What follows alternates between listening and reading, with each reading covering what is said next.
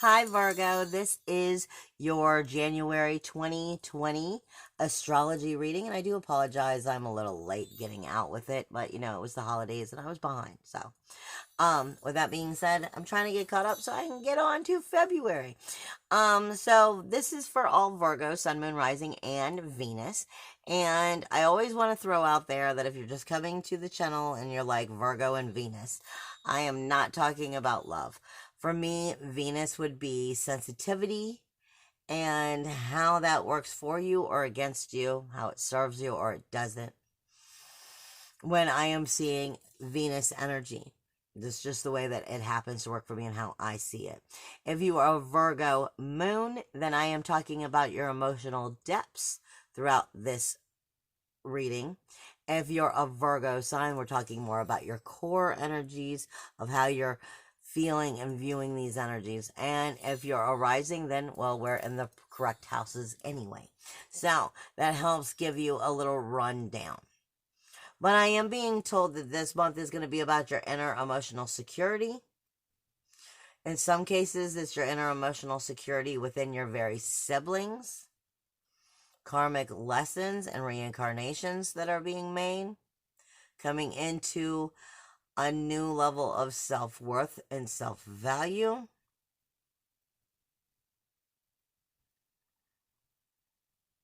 You're overcoming some of your own self-deceptions. How your financial success and goals could possibly be working possibly against you because of some of that hidden self, and where you need to bring some of that up and change that. And you will be able to do that by getting right with who you are, being comfortable with who you are, and finding comfortability in your own inner emotional security. Tapping into your morals.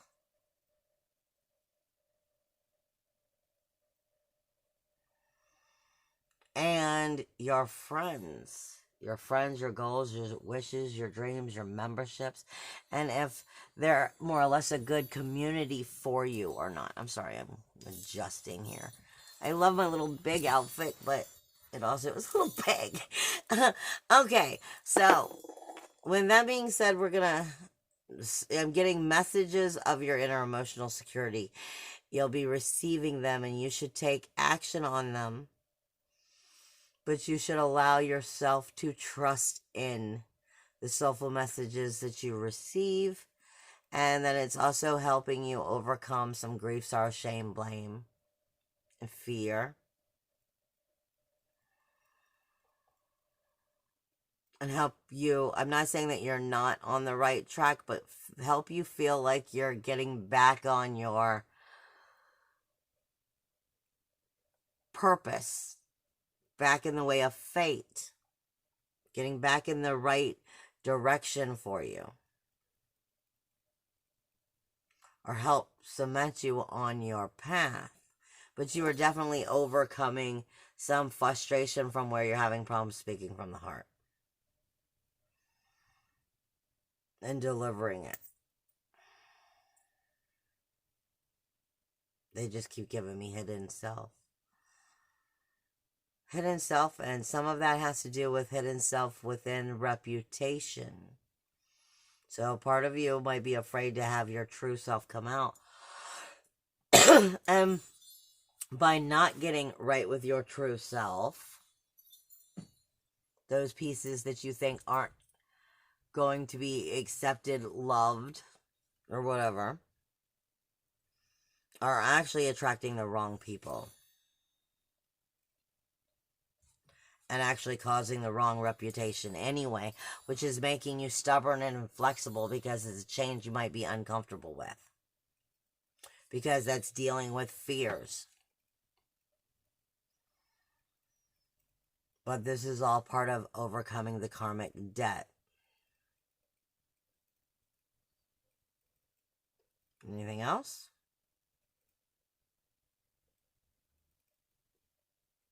Okay. I'm going to kind of skip the houses that are blank. And what I mean in it is, if there's not any houses that have any planets in it, then you're pretty much already in your power and you're not being influenced in any direction. So I'm going to skip them, and I'm pretty much only going to have communication and talk about what is going on in the planets that are in the signs and the houses that are actually having communication going on.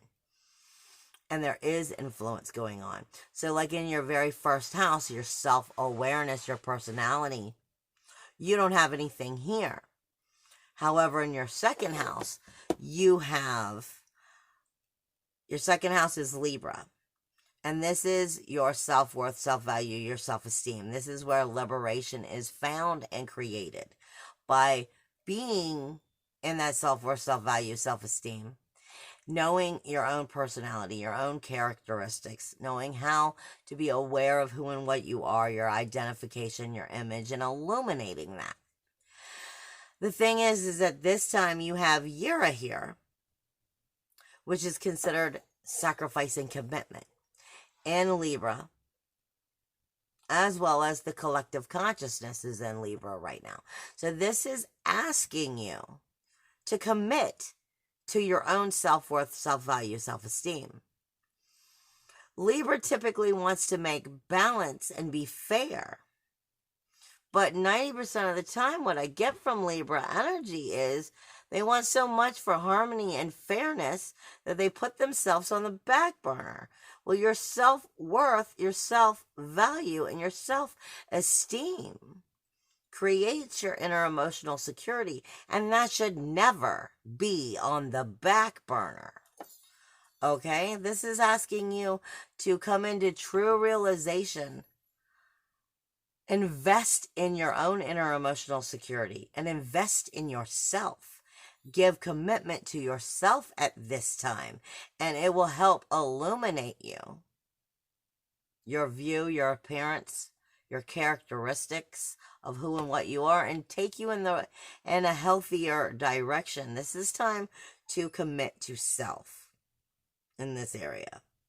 Now, you don't have anything going on in the communication house itself, but you do have Mars in Scorpio. Again, this is asking you to take action in your inner emotional security.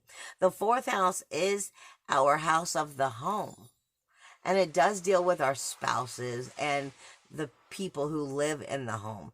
But on a deeper level, this vessel that you live in is the home of who and what you are. It's where the spirit resides. And it's where the foundations of that personal roots were created. It's where inner emotional security was taught or was lost. And Mars is telling you to take action and courage and passion for your own inner emotional security. This is asking you to take action in trusting in yourself. And that allows you to bring closure to areas that did not serve you with self-worth, self-value, and self-esteem. And how to communicate that by taking the action of giving yourself that inner emotional security, which actually heals karmic lessons and helps you to rebirth.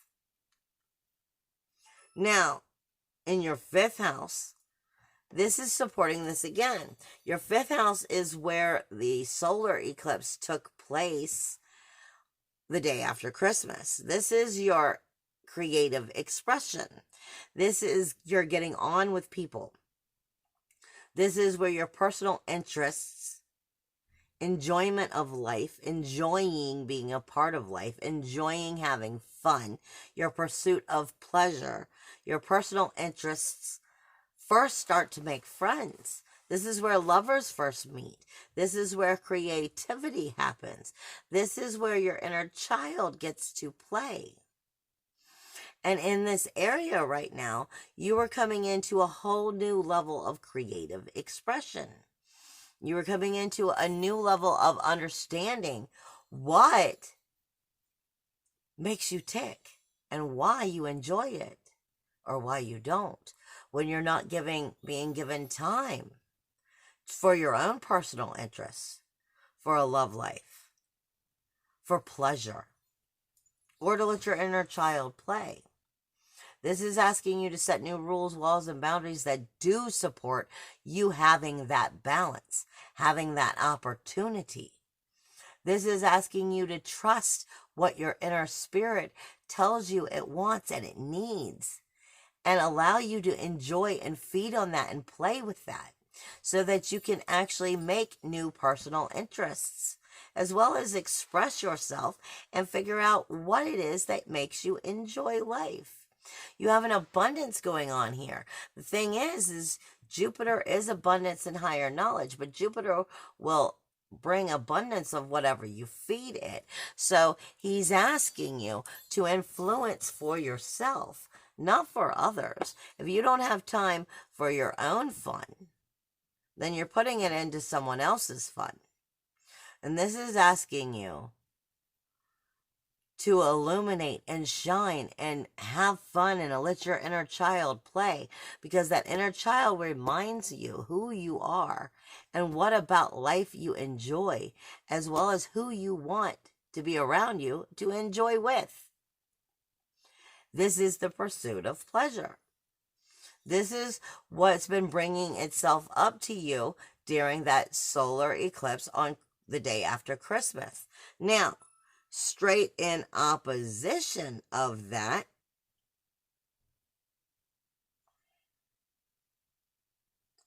is your 11th house, that very community, goals, dreams, wishes, ambitions. So is the community around you trying to push you to support what the community's goals, dreams, ambitions are? Or are they actual supportive people who help you create your goals, dreams, and ambitions? Your community, your larger groups, your friends, your memberships. If they don't have any balanced interest in what you desire to be, in your self-realization and expressing yourself and bringing that into a growth that helps you find and enjoy life, then they're not friends. It's a community that's not supportive.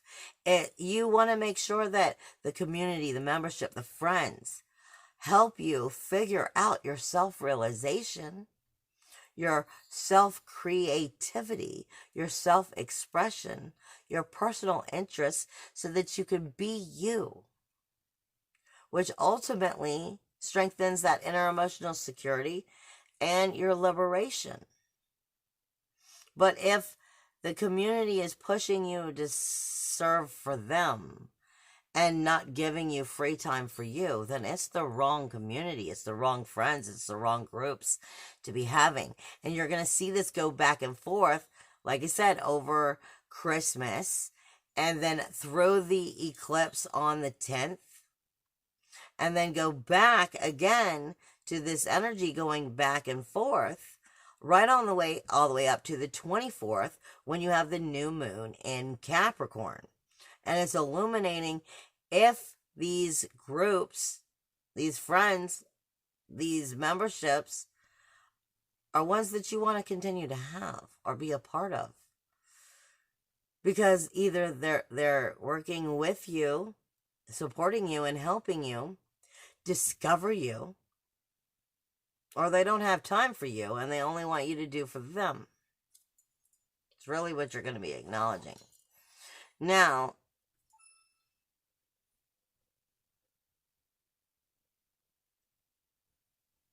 the 5th house doesn't really have, the 6th house doesn't really have anything in it until, after the 20th and the 16th and the 20th, when communication moves in and it starts to be illuminated. Again, this is your daily mundane tasks. I cannot say enough. This would be Aquarius season after the 20th.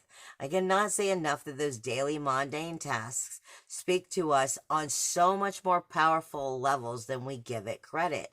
The daily mundane tasks are everything you do every day that have people, places, and things of energy that either support you or hinder you. I mean, we get up, we take our shower. We get up, we eat breakfast. We get up, we go to work. What happens after that? What are you doing after that in your daily life? I mean, are you doing things that are supportive for you? This is your health, your diet, your hygiene, your health care. But this is also your working environment. This is your daily routines. I mean, some people's daily routine is they go jogging. Some people's daily routine is lifting weight. Some people's daily routine, is band practice. Some is playing video games. Some is going to the bar. What are the people, places, and things of energy that you consume? Because the people, places, and things of energies that you consume and make a routine ultimately build your life and build your relationships. And are these routines supporting the life you want to live and the people in these relationships you want to have part of it? Or is it time to change these routines?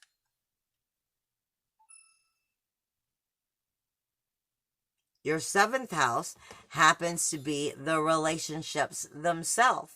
And Pisces is here, which could definitely send magic upon it, but it can also give you the idea to believe in somebody when maybe you shouldn't.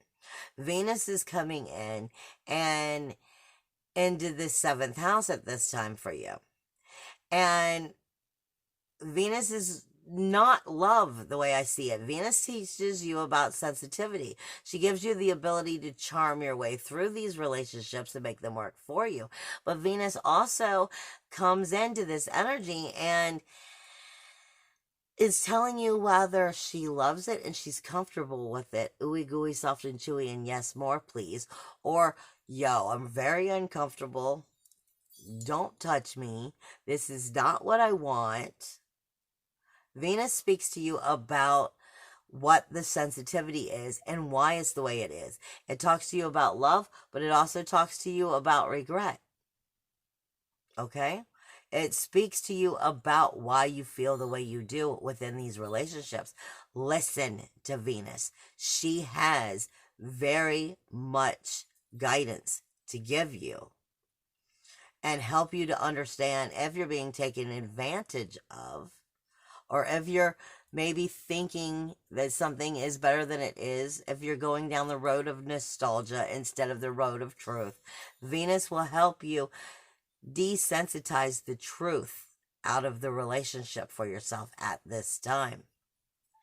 Now, you have Chiron, which is in the eighth house, which automatically says to me that you necessarily do not set the proper rules, walls, and boundaries within these relationships. You most likely give too much to someone else and take less for yourself. And you can't have proper inner emotional security, self-worth, self-value, self-esteem when you're less important.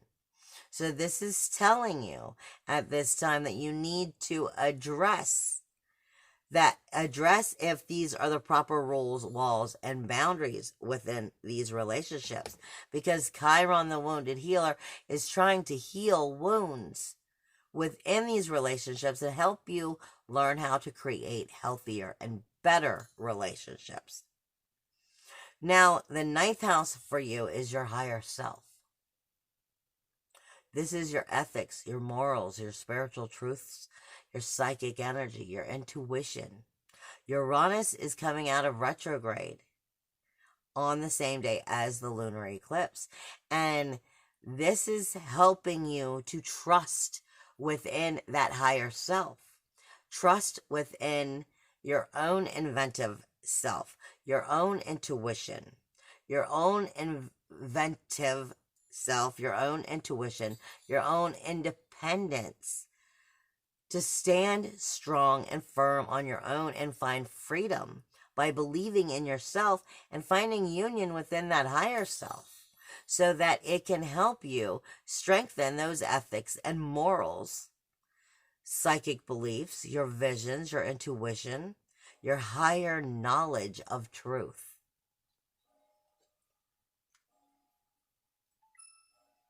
And help you burn for what it is you want to burn for by being independent enough to believe in that. Then we go down to the 11th house, which again is where you are having that solar eclipse. The community, the dreams, the hopes, the wishes, the dreams, the ambitions. The thing is, the North Node is here. There's something here that you need to learn about that outer community, about those groups, those memberships that you're part of, the friends that you're part of, that will help you truly stand in your power, self-realization. There's something you need to learn about setting these relationships, these friendships correctly to help you stand in that self-realization. Because the North Node tells you what you need to learn in order to move forward.